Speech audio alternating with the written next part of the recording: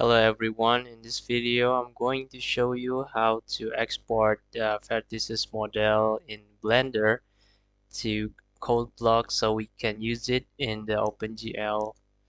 So first thing you want to do is to select the model.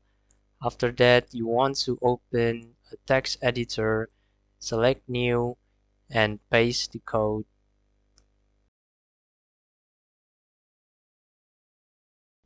After that, run the text editor and you want to go to the output folder, that is D, and in the testing folder, and the output will be in the CSV format.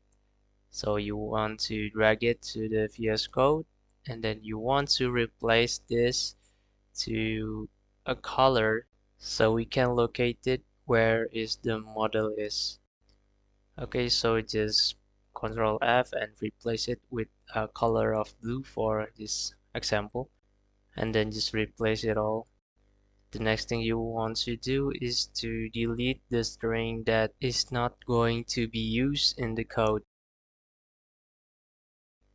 After you do that, you want to copy all of this to the main.cpp on your project and then paste it on the vertices. And then open your Codeblock and then just run it, and you have to find the object. There it is. The first object is exported in the OpenGL. Thank you for watching and have a nice day.